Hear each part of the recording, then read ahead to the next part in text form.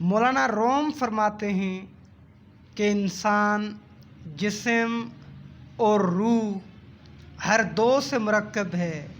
مولانا فرماتے ہیں کہ یہ جسم لباس کی طرح ہے اور اس لباس کو پہننے والا بھی کوئی ہے۔ تو صرف اس لباس کو ہی نہ چاٹتا رہے بلکہ اس لباس کو پہننے والے کے بارے میں بھی سوچ اور اس کی تلاش کر۔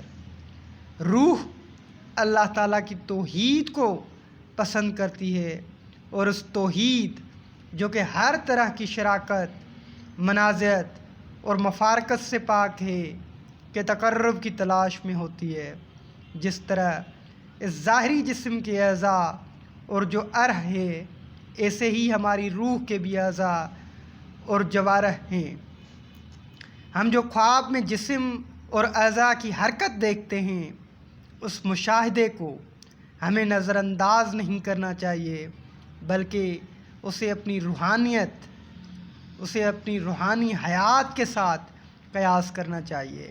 اے انسان، تو اس جسم کے علاوہ بھی ایک جسم رکھتا ہے اور اس دوسرے جسم کا ادراک تجھے اس جسم سے جان نکلنے کے خوف سے بے نیاز کر دے گا۔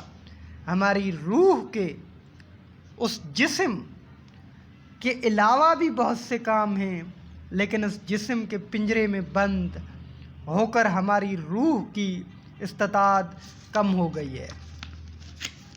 اس جسم کے پنجرے سے باہر نکل کر ہی روح اس قابل ہوتی ہے کہ وہ اپنی پرواز ساتوں آسمانوں تک جاری رکھ سکے، یعنی اللہ کی پیدا کردہ جنتوں کے نئے نئے عالموں کی باسی بنے، نہ کہ بس اسی جسم اور زمین کے پنجرے میں قید ہو کر رہ جائے۔ اس حکایت میں حضرت مولانا روم فرماتے ہیں کہ ہمارا جسم روح کے لیے لباس کی طرح ہے۔